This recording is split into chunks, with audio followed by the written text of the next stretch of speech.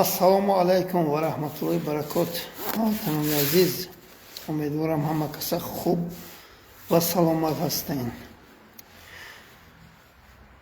Ман мехоҳам суҳбат кунам дар бораи суҳбатҳои ҳамирӯзаи Раҳмонов. Ҳамватанони азиз, ин суҳбатҳо ҳамаш дурӯғ аст, ҳамаша сохтагӣ ҳастанд.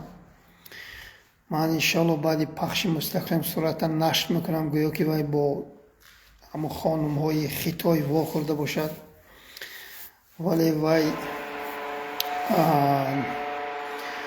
навор дар Япония сабт шудагӣ аст. Ба ҳамин хотир роҳафтода набошанд ҳамватанони азиз. Иншоаллоҳ раҳмон ин ба кайфари аъмолаш расидагӣ аст, оқибати дурӯғ вой аст. Мо ҳатман чӣ хабаре ки пайдо кардем дар бораи ин золими Раҳмонов нашр мекунем. Иншоаллоҳ мардуми тоҷик бояд бохабар бошанд, бояд ҳушёр бошанд. ин тӯдаи авбош дигар бояд набиёянд ба сари қудрат. ҳамватанони азиз,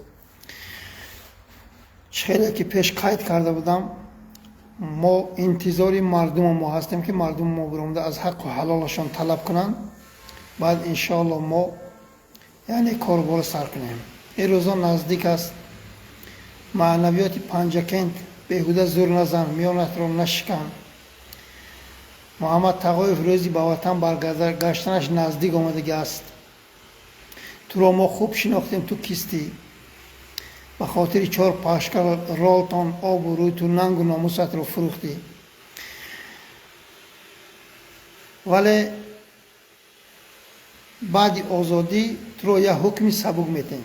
ранги Раҳмонов 30 солу 25 сол меёха, як 10 сол метемета. 10 сол ту паси панҷара меравӣ. не ки унҷа ба ягон кас на озорат метиҳад, на азият мекунад. ман ҳамаша назорат мекунам иншоаллоҳ. барои чӣ? ба хотири он ки ту ҳам ёрдам карда истодаӣ, рафта мардуми нигнотро, боқимондашро бедор карда истодаӣ. ба ҳамин хотир 25 сол наёхай, 10 сол паси панҷара ҳатман меравӣ. рӯзо наздик аст. баъд аз ҳамаи ҳамватанонам ва аз ҳамаи алхусус ҳамдеҳагонам нигнотиҳо, бори дигар ман шуморо мефаҳмонам ки ман ҳамаи шуморо дӯст медорам. устоз азим аллоҳ ҳифзтон кунад, шумо бигӯед ки муҳаммад тағоев бар зидди деҳааш биромаду, бар зидди халқи деҳааш биромад. субҳаналлоҳ, наъузан биллоҳ. ман ҳамо кадом нигнотия ғам додам, ягон гапи бад задам? ҳамина бо ман дар тамос бироед, рақамҳои ман ҳаст. натарсед аз ин золимои бадбахт.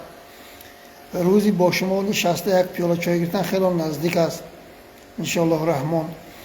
ман бар зидди ягон нигнотӣ набудам ва нахоҳам буд. баръакс ман пуштибони мардуми нигнот ҳастам. даҳҳо нафар бо ман дар тамос ҳастанд. чандин модаро бо ман дар тамос ҳастанд. шумо натарсетон, субҳаналлоҳ. онҳо бо ман ошкор гап мезананд. инҳо чӣ номаъқулӣ мекунанд, чӣ гӯҳи зиётӣ мехӯранд, ҳамаша ман ба хабардор мекунам. ба ҳамин хотир натарсетон, рӯзи пирӯзӣ хело наздик аст. ин Раҳмонов бо ин видеоҳои сохтааш бадтар худашро шарманда мекунад. ҳамватанони азиз, иншоаллоҳ раҳмон, мо ин тӯдаи авбошро тамомашро боздошт карда паси панҷара мебарем. хеле ки ман муроҷиат карда будам ҳукуматиёба, яъне амниятиёба, ҳукуматиёб муроҷиат карда будам ки ҳар ҷавонмарде, ҳар шери наре ки ин авлодро боздошт карда паси панҷара мебарад, ҳар як вай амниятӣ бояд $100 миллион аз худ кунад. $100 миллион. ин кори шӯхӣ нест. пули як духтари Раҳмонова барои шерои нар медиҳем гуфта ман навор карда будам. афсус ки ин амниятиҳои мо 2% ҳастанд. 98%аш дузду ғоратгару, таҷовузгару, қотилу душмани миллати тоҷик ҳастанд. ин 2% ки бо мо дар тамос ҳастанд, инҳо ҳатман баъди ин золимҳо сарнагун шудан, яъне корҳошонро идома медиҳанд. инҳо боз кор мекунанд дар ҳукумат, яъне дар мардумашон хизматро идома медиҳанд. 98% инҳоро мо бояд ҳамаша паси панҷара و اینها در پایگرد قرار دهیم. باید اینها بازداشت و به تاجیکستان برگردانیده شوند. اکنون ما فکر کردیم که یعنی این مبلغی که ما وعده کردیم برای هر یک امنیتی که این اولاد را بازداشت کرده پس پنجره میبرد، اینها قبول نکردن. یعنی همشون دزد و غارتگر هستند، حرام خوردگی هستند. هرگز حرام خور را یعنی زیان نمیرسانند. بعد ما پیشنهاد کردیم، مصلحت کردیم که این پولی که تا اینها با دادن باید این پول رو مجاهدا بداد. با مجاهدا صحبت کردیم که پولی که وعده کردیم اینها با اما برای شما پیشنهاد میکنیم، یعنی وارد میشوند مجاهدا، انشالله وارد تاجیکستان میشوند. این توده اوباش فرار میکنند. اینها 400 نفرن همگی هموطنان عزیز. عسکر و افسران تاجیک به ما باید دعوت کنیم، آنها را فهمانیم، آنها بر ضد مردمشان نبرویند، آنها باید کارپرتایی کنند. این را من 10 بار تکرار کردم. بعد مجاهدا جواب دادن که برادر عزیز ما هرگز و هرگز پول نمیگیریم، ما به خاطر الله کار کرده ایستادیم. اینها را ما یک برکی کردیم، همون پولایی که برای ما پیشنهاد میکنین ما گشته برمیگردونیم میدهیم. گیرن تاجیکستان رو آباد کنن، زواد و فابریکه سازن. مردم سرسخت بدبختی تاجیک در روسیه، قزاقستان و دیگر جاها عذاب سگ را دارن. زواد و فابریکه سازن با این پولها، مردمتون دیگر غلام و دربدر نشوند. گفتن این خیلی جواب دادن مجاهدا. اونجا الله حفظشون کنن. معلوم شد که اینا در حقیقت به خاطر الله کار میکردن، در حقیقت مبارزه می‌کردن. پول با آنها رد کردن. گفتم ما نمیگیریم، پولی میلیون برای ما در کار نیست، برای ما میلیون ثواب در کار است. برای ما فردا با سری بلند این دنیا رو پادرود گفتن است، نه اینکه با به خاطر پول و به خاطر مال ما یعنی خدمت کنیم برای مردم شریف تاجیک. به همین خاطر ان شاء الله رحمان این توده اوباش روزی فرارشان نزدیک است، روزی بازداشت اینا نزدیک است. کدام قبرستان فرار کرد ما اینها رو گشته برمیگردونیم، برای اینکه اینها جنایتکار هستند. اینها فرار هم کنند که فرار اینها نه پولشون یاردم میکنند نه مالشون یاردم میکنند، هیچ یاردم نمیکند. میلیون دلار میلیارد دلار دارند. چرا این پولها یگان به کار نرفت؟ چرا میتوانستن اینها من با پیشنهاد کنند که من این پولا گیر خب کن، ولی من این را قبول ندارم هموطنان عزیز. من میخوام که پول ملت هم باشد، پول مردم هم باشد که زواد و فابریکه سازیم، آنها دیگر غلام و دربدر نباشند. اکثریت جوانمردای تاجیک فرزنداشون سبحان الله نمیشناسن، کودکا کلام شدگی. به همین خاطر ما به خاطر الله برآمدگیم، نه به خاطر نفس ما و نه به خاطر پول و مال و هیچی. محمد تقایف با برادرای مجاهد در تماس است. ما اینا آشکار میگیم، ما پس پرده هرگز کار نمیکنیم، این را فراموش نکنیم. ما آشکار همه آمدن نزد ما جوابشون دادیم، گفتیم ما آنامین هم میخواهیم. تمام این اولاد این توده اوباش به خوبی هیچ جا نمیره با هموطنان عزیز. و همین خاطر پیشنهاد ما اینها را تنها یک باره میکنیم با زور سلاح. فقط باید مردم حداقل 2% مردم تاجیک 1%ش خیزم پشتیبانی کنن مجاهدای. ما امید داریم که مبارزه انشالله رحمان رفته ایستاده است. این مردم رو میفهمند، از این توده اوباش ظالمی پلید رها مییابند. چاپلوس ها بیهوده نوارهای کهنی رحمانوفا نشر نکنین، خودتان چرا شرمنده میکنین؟ از من عکس رو میگذارم، بعدی پخش مستقیم در آمدن نگاه کنین که نواری که در کره یعنی ثبت گرفتگی هستن و برابر نشر کردن که انا پیشوای ملت با خطایی ها، یعنی وقتی همون سمالیات به فرامدن واخوری میکنن. این زیاد شرمندگی شود. تا که شما سبحان الله دروغ میگوین، تا که در چشم این مردم خوب میزنین شما، تا که سبحان الله بیدار شویتان. اگر خواهیتان که فردا شما در تاجیکستان آسایشته زندگی کنین و فراری نشوین و یعنی در پایگاه قرار نگیرین، باید شما کلتان کار فرمایین. برای اینکه شما استفاده برداشتن رنگ لیفافه چاپلوسا. شما نه معاش درست میتن، نه پولی درست میتن، نه زندگی حلال دارین. باوری دارم که دشنام و حقارتی که ما میکنه اینها رو زیاد میکنین شما. برای اینکه اینها شما رو از این 4 میلیونی که در بدر خاکبسر کردن بدتر خار و ذلیل کردن، استفاده برده ایستادن شما را. این عکس‌های رحمانوف امروز برآمد با نوارها، اینا باور نکنید هموطن عزیز. رحمانوف در حقیقت رفتگی است. اینا میخوان که اکنون همخیل مردم رو فریب کنن و در چشمش خاک زنن و باز این بدبختی بچه‌ش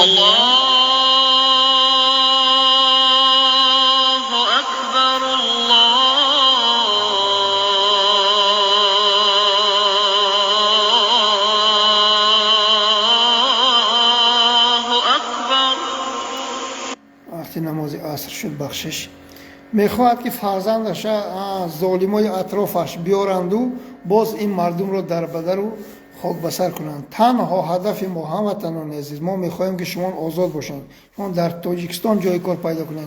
چرا خطایی اون بچه بیچاره پنجکندی محکم کردن که 20 سال زندان کردن، همشهری من گویا که وای جاسوسی اوکراین باشد، های نقد کرد، گریه کرد که بیچاره. چرا میگه خطایی ها 100,000 سوم میگیرن، $10,000، ما $100 میگیریم در تاجیکستان، در کشور خودمون. برای چی؟ چرا تاجیکستانی $10,000 کار نمیتونه؟ برای چی؟ برای اینکه این ظالم ها قصدن این ملت بیچاره رو خار و ذلیل و در بدر و خاک بسر کردن. هموطنان عزیز، ما انشالله این رو نمیخواهیم. ما بیاییم هم این مردم رو فقط خدمت میکنیم. پول و مالت و دزدی و غارت و بایگریت یگان قبرستان نمیبری، با دستان خالی میروی. الان رحمان خودش $200 میلیارد جمع کرد، چی شد؟ سبحان الله، کجای آباد کرد؟ مردمش به خدمت میکرد، زواد و فابریک میساخت. همون 150,000 کشته به سر قدرت آمد، این مردم با فراموش میکردن این جنایت‌هاش که 150 کس کشت و خیب با همین خدمت کرد برای مردمش. نبرات این برعکس 600,000 تاجیک با این رسانید. حالا یا خیلی شاید عقل ندارن، احمقی بی عقل میگن چه 600,000 آدم این کشته است. در طول یک سال، در سال 2025 1600 تابوت تاجیک رو از روسیه به وطن برگرداندن. این هم رحمانوف در این جنایت دست دارد. هموطنان عزیز، اگر زواد و فابریک میساخت کدام تاجیک رفته کشته میشد، یا بیمار شده میمرد، یا از بلندی غلطیده میمرد. سبحان الله. اینها هم یک جایه در خون 600,000 تاجیک رحمانوف دست دارد. 600,000 تاجیک. به همین خاطر باید بیدار شوید تا این خیر رفتن گیرد، تمام با نسلتان دیگر نمیماند. تاجیک گفتگی آدم نعوذ بالله و یک فاحشه تبدیل می‌یابد. حاضر علاقه چی نامعقولی ها کردن. برادری با فکرم نامشان و جمشید امینی نگاه کنین، چه نوارایی که دهشته. انا خواهری ما و شما، مادری ما و شما ناش کردن که چی نامعقولی ها دارن در فاحشه خانه که اینا باز کردگیان. بعد که ما رفتیم از این عالم چشم پوشیدیم، این گپای شما قبول کنین در می شود، برای اینکه نسلتون فاحشه می شود. نقشه این توده ابواش همین است.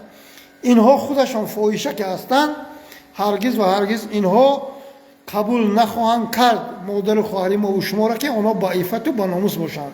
این توده ابواش میخواهد که آنها رنگ همین حرامزاده ها باشند. اینا نه ناموس دارن نه شرف دارن. همین خدا لعنتیه که مرد همین رحمانوف برد دست دخترش و دست زنش در دست خطایی ها چسبان. کدام آدمی با ناموس این کار میکند؟ کدام؟ پس اونا خواهر شما میمونن آسایشته باشن و با عفت باشن؟ هرگز نه. به همین خاطر حالا کم دیر نشده است، آبرویتان نبرده باید بیدار شوید جوان مردای تاجیک. انشالله رحمان ما انشالله پیگیری داریم این پلیده که سگمور شدگی است. ویدیوهای اینی دروغی این باور نکنید هموطنان عزیز. ما حتما هر خبری نوی که شد برای مردم ما انشالله رحمان میرسانیم. بار دیگر شعرهای نر نگنات گپای گفتگیم فراموش نکنید.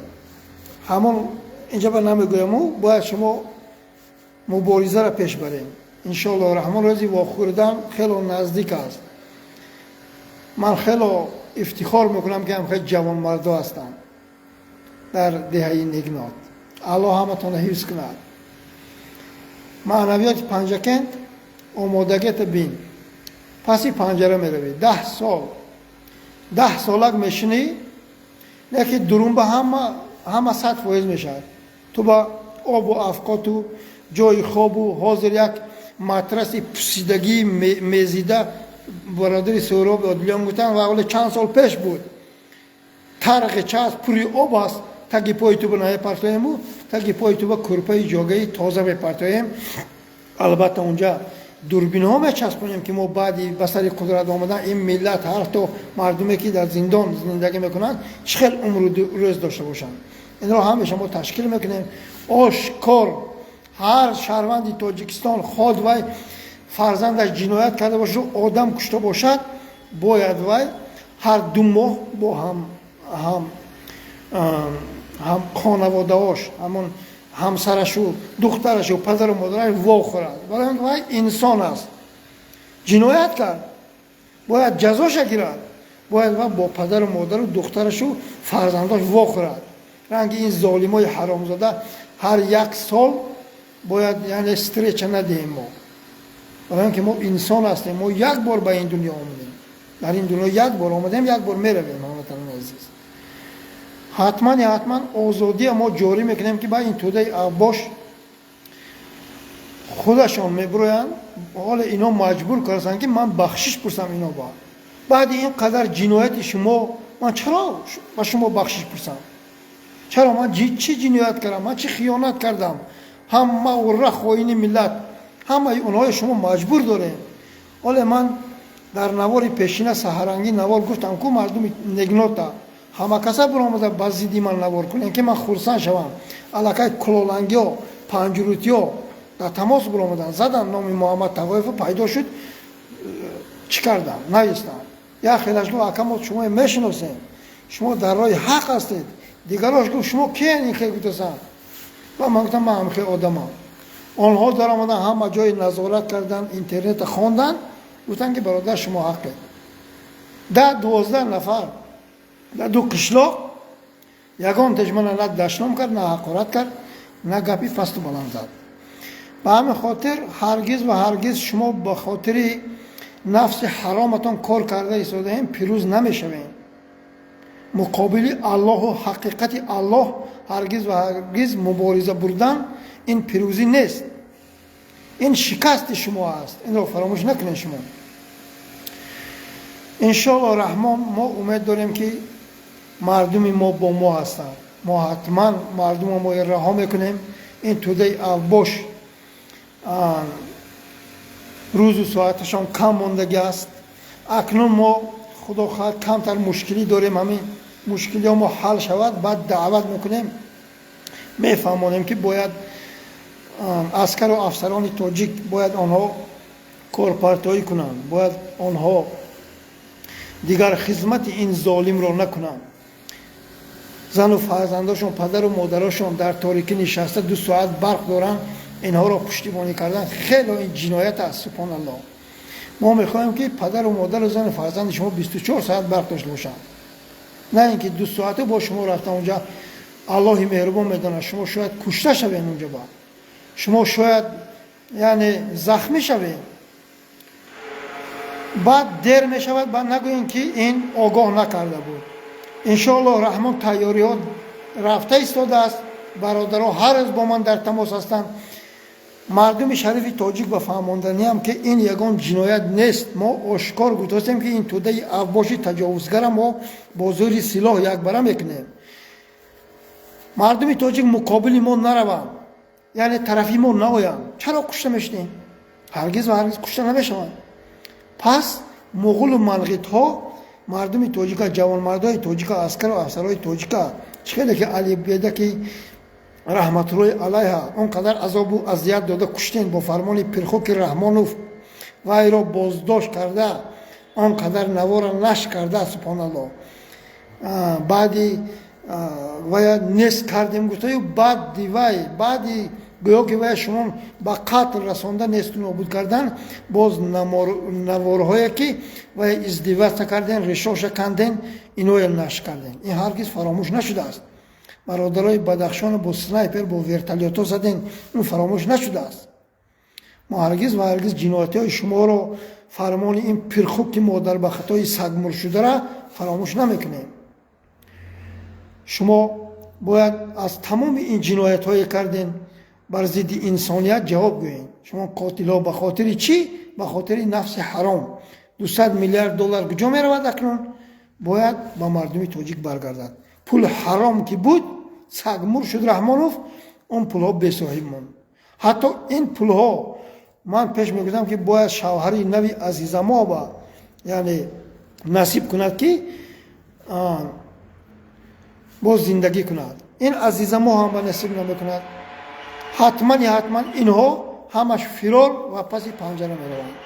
اگر اینها خطای فرار کردن، خطای اینها را با حکومت نو برنگردانید، یعنی تاجیکستان، ما عموما با خطای قطع میکنیم رو آیو داد و گرفت را. برای ما در کنیم ما زاری 4 پچکر رالتانی پسیدگی کرم کردگی همونان نیستیم که امروز کودکای تاجیک را غذا میدین سبحان الله همش مغز سرش خوش شدگی. ما با در کار نیست. همین بود هموطن عزیز. باور نکنید تا این نوارو همش دروغ است. حاضر انشاءالله الرحمن با شما خیر و خوش میکنیم. بعد عکس رو نشر میکنیم که نواری که تمامی چاپلوسا رو نشر کرده و تگش با تعریف و زنده باشه 1000 ساله شوی و هرگز اگر 44 بار هر شب نماز خونی که رحمانوف 1000 ساله نمیشود. الله مهربان میداند که وای عمرش چقدر است. 1000 سال بیزی میگویند سبحان الله. تا کی آدم جاهل میشد، تا کدام درجه جاهل و نادان میشد سبحان الله.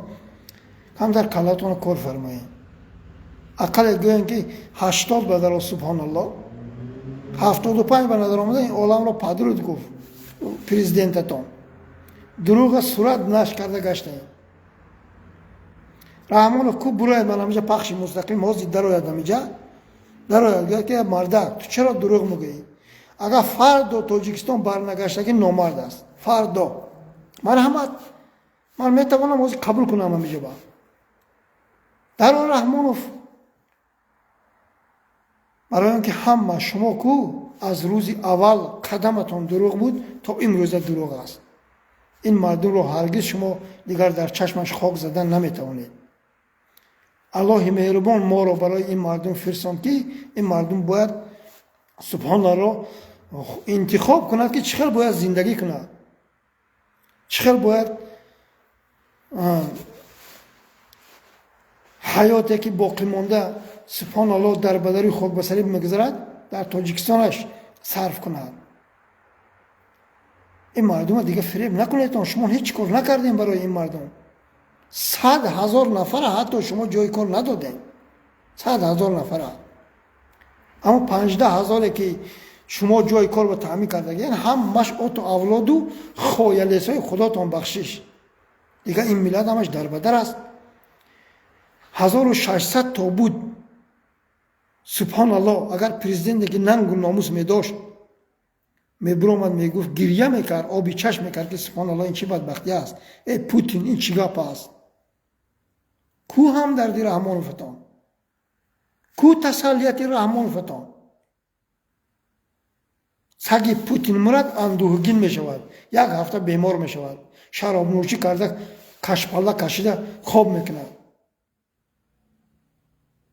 گفته بود که سال 96 و 97 هم به سر قدرت آمده در پای یک تاجیک خار خلد خوابی من نمیبرد. این گپاش همش دروغ بوده است. دروغگو دشمن الله است. به نزد پروردگارت برمیگرده اکنون. با فکرم ماه رمضان با اکنون اعلام میکنن که بهترین یعنی پرزیدنت بود. خائنای ملت در اون ناخونه کنه دیدین پیشوای ما ماه شریف رمضان مرد بوده. آدمی که 40 روز پیش مرده بود. تمام این نواراشون تمام عکسایی که گذاشتن همش دروغ است. هموطنان عزیز، باید شما بیدار شوید. باید شما اینطوری باشا باور نکنین فرزندای اینو بیاین، ما بدتر روز ما سیاه می شود. همین بود. انشالله رحمان امید داریم که این مردم ما فهمیدن. مردم شریف نگناد، همدیهگای عزیزم، همدیه ها، همتون با تشکر. من شما را والله بالله تالله همتون را دوست می‌دارم. من یگان دی شما با خصومت ندارم، بدبینی ندارم. تمام برادرایی که منو میدونن، من با اونها شتگی خستگی هم، اونها منو خوب میدونن. بعضی دیمان بروین پریود نوارای اورا کنین. داشتم هم اجازه دادم، حقارت هم اجازه دادم. گویین ظالم رو مکر کردن، این انشالله رحمان بهترین کار است. همتون عزیز، مکر و حیلکتی این حرامی ها رو شکروار زدن در کار. اینها را باید ما در چشمشان خاک زنیم و ملت ما خلاص کنیم، نه اینکه ما خاموش باشیم اینا در چشم ما خاک زنن. همتون عزیز بیدار شوید. الله همتون را حفظ کند. السلام علیکم و رحمت الله و برکاته.